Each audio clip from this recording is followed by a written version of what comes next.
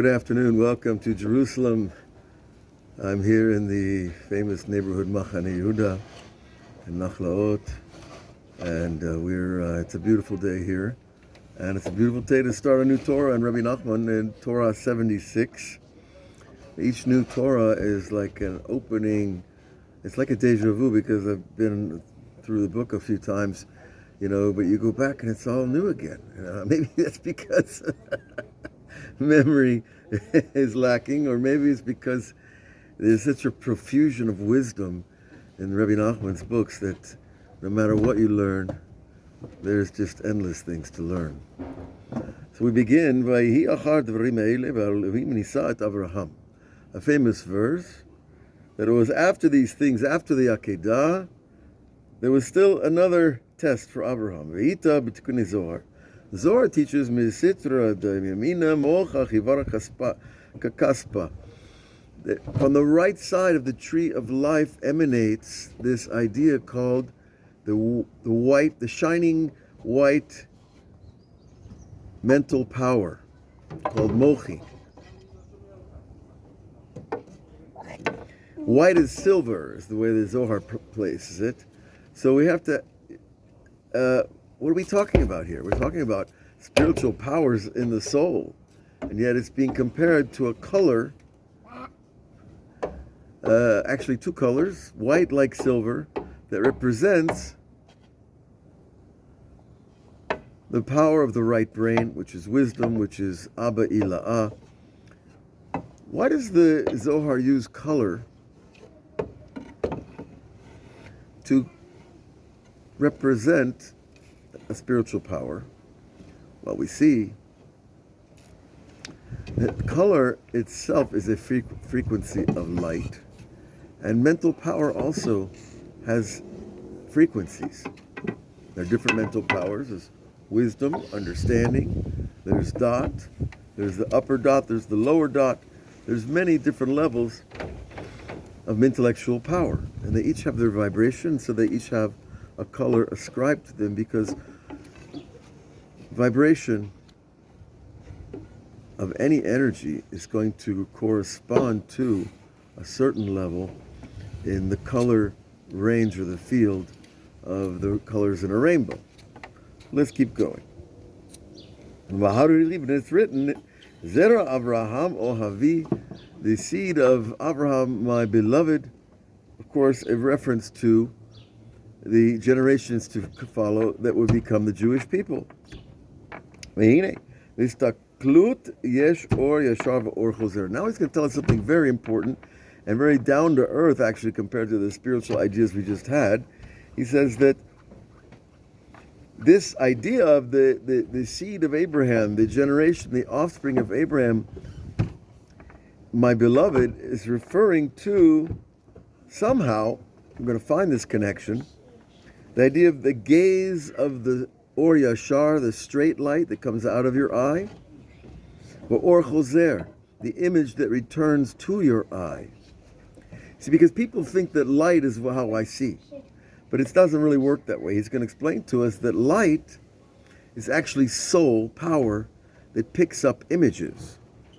And it goes out from the eye, the soul power, and it strikes the object or the image that you see, and then it comes back, the image, the reflection of that image comes back into the eye, and then the retina, the wall of optic cells, in the back of the eyeball, turn it around so that we see it's up, straight up, not upside down. But this whole procedure is using soul power, which is the soul. So what it leads you to the conclusion, which is very odd, perhaps, to some people, is that soul is like film. Now, some people don't even know what film is because they were born after the pixel took over the film. But film, which is this optic substance that is able to record images, it both records and projects image, depends on if you shine light through it or you develop it with an image cast upon it. So the eyesight is very much like film. But since we know that the eye, the Rebbe is going to teach us, the eye projects soul power. Soul is like film. And he goes on to add, and the spreading out of sight itself, or yashar, that is the straight light. And when you reach out to see the thing that you want to see, hu ora choser. And that's called the returning light, the light that you see coming back from the object that you want to see. Okay? Because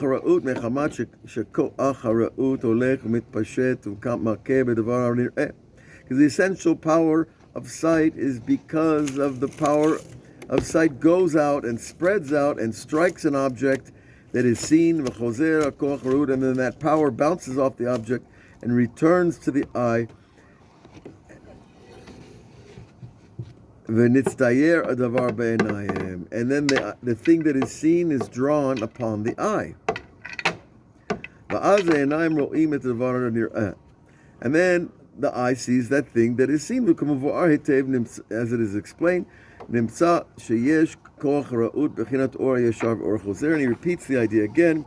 So in the power of when you see something, you're really experiencing two powers of seeing. That which goes out from your eye and that which comes back and is described inside your eye. And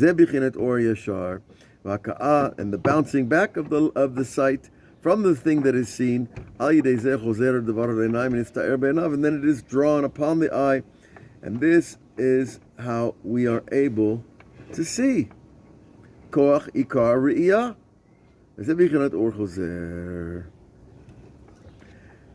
Then that power returns to the eye. And in a paragraph or two, the Rebbe has described a great bit of the science of sight. Now, what is this going to help us to serve Hashem, to be better people? How does this help us to understand something that is quite abstract when we talk about soul and sight emanating from the eye and then bouncing off an object and coming back into the eye? How is this going to help us? Well, it's going to help us to understand a lot of things when we realize that the light of going out, spreading out, and returning after striking an object, this is the way Hashem created the world. His light emanated, and then it formed a vessel, and the vessel gathered the light, and then the light was pulled away, and then the light came again, and Hashem's light has this pulsing power of creating and pulling away, creating a vessel, pulling away, creating a vessel, pulling away. And so this process, the Arizal describes as like a glass blower, who his breath pushes out the molten glass, creates a vessel, and then the next breath goes in and shapes the vessel. And so we have this two-stage process in the creation of a vessel, which is the thing that is being seen, and the material that helps us see, or that creates the vessel, which is in the glass blowing, of course, it's air, but in sight, it is the soul itself. And so the two are working together very nicely. And when we understand this process, we see that our ability to see is a miraculous thing that comes to us as a gift from Hashem. And certainly, whenever we encounter someone who doesn't see, then we can appreciate so much more this gift. Now, Hashem Yitbarach,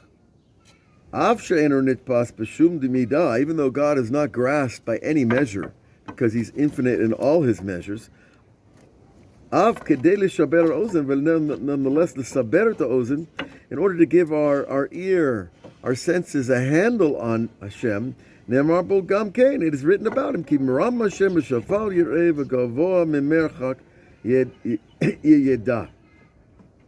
God is exalted.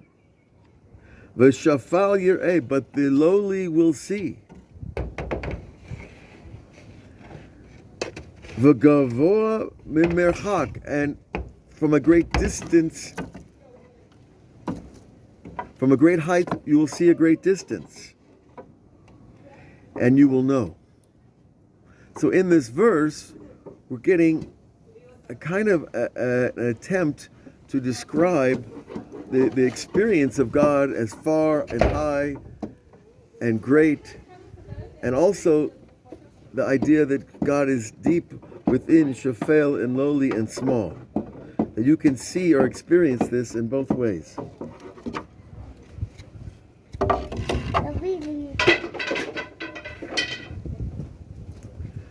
And the essential knowledge that we have of things is from sight. From this idea of the returning light, the light that pulls back into the eye and creates an image that we see. Shehi bechinat ma shechozer hakoach ha'reut le'einav. Va'al ken lefamim ha'adam ro'eh ze davar ve'einav mamash. And sometimes, therefore, a person can see something with his eye, va'afal pi she'eino yodea ma hu ro'eh, but he nonetheless doesn't know what it is that he's seeing. Like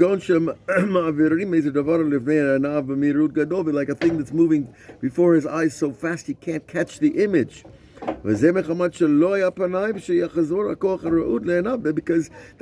the returning light does not get to his eye fast enough to create the picture to see what he's seeing.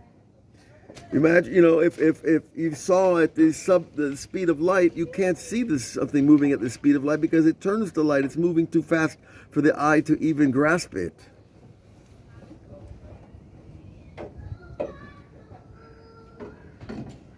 And therefore, this process where something's moving too fast for the eye to catch it, which should have been drawn on his mind. See, when you see something, your mind actually draws a picture and remembers its name and its qualities and whatever you know of it, right? And so it's drawn into his mind, as he explains elsewhere in the 65th Torah. What you know is what you see. And what do they see? So seeing is knowing, right? Well, here it's seeing is knowing, that when you see something, it's drawn inside your mind and then you know it. This again is this returning light. But this gaze, now he tells us a new thing. This gaze creates a vessel. The fact that you look at something creates a vessel. Which is literally a boundary and a time for that boundary to exist. Because before a person sees something below gavul, because before you see the thing, there's no boundary. If you tell someone there's a tree, you don't know if it's a big tree or a small tree until you see it yourself, because it doesn't have a boundary in your mind yet. So it could be big or small depending on your own predilection towards trees. But if the person tells you, no, it's a big, wide oak tree, then you start to have a more accurate an image. But when you see the thing, it creates a boundary. And this is what our sages taught. God said, I will afflict you, and I will make you hungry, and then I will feed you the man, the miraculous food that fell from heaven. Because the Torah says, because a person that sees what he eats is not like a person who does not see what he eats. And if you don't believe me, try the experiment of eating with your eyes closed. You'll see it's a completely different experience. And the person who does not see with his eye the food that he's eating will not receive the satisfaction from the eating like a person who sees the food, because the seeing of the food creates the vessel to receive the satisfaction. It's like someone tells you, I have this beautiful diamond ring I just got. And you say, really? Can I see it? No, I can't show it to you. How do you feel? You don't feel satisfied with the idea. until you see the item, until you create an image in your brain, and that image in your brain actually causes satisfaction to enter your heart. Because someone who doesn't see Ein Lo Gavul, right? He says this. Maskanat the Gemara, and the Gemara says, "My Kara Tov Mar'eh Einayim Mehalech Nafesh." Is it good? Is the vision of the eye, which is the going of the soul. So from this we gather the great cliche, the eye is the window of the soul. But it really is, according to the Chassidut and the Kabbalah. Because in the power of sight, Oseh Hiluch, gives the soul an ability to spread out from you. If your eyes are always closed, your soul is explicitly trapped inside you. It can't go out of you. If your mouth is always closed, you can't express your soul through speech, and so on and so forth. If your ears are plugged, you can't receive soul from others. Because with the power of sight, the hiluch nafsho, the going of the soul, creates actually a boundary. So when you look at something, you're creating like a stereoscopic soul beam that becomes the vessel that returns the item into your sight and into your brain. This is quite a very interesting idea, I think. And we're going to go further with it. But we should do really one more paragraph because it'll help us more. And this is compared to and considered like the great level of trust, bitachon in Hashem. Because the idea of trusting in Hashem is the idea of gazing. That you gaze with your eyes to Hashem Yibrach, even though He's infinite and impossible to grasp, and you, by the actual effort of gazing, like I'm going to gaze to Hashem, even though He does not have physical properties that you can see Him, you're still engaging or the exercise of trust, of faith in Hashem. This is the eyes of all will look to you for hope. Because gazing with faith, that look, if you have that far off gaze in your eye, but you're thinking about believing in God, then your sight is a different type of sight. This creates a vessel, which is a gavul, a boundary in time and space. Because God's life force is always coming into creation from above to below. But it doesn't. It's coming from above time. But when that shefa, that life force, engages with us, it receives time and space by us virtue of living in time and space. So we become the vessel that shapes the light. Because like sometimes a person needs a certain thing for the moment. It could take 3 years to get it. Nevertheless, through gazing with trust and faith, you create the thing with your power of sight and faith.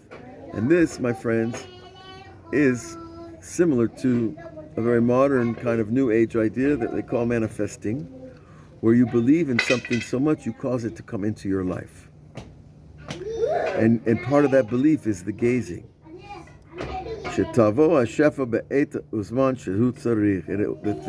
The life force will come, and the life force is invested in the thing that you're gazing upon, that you think you need.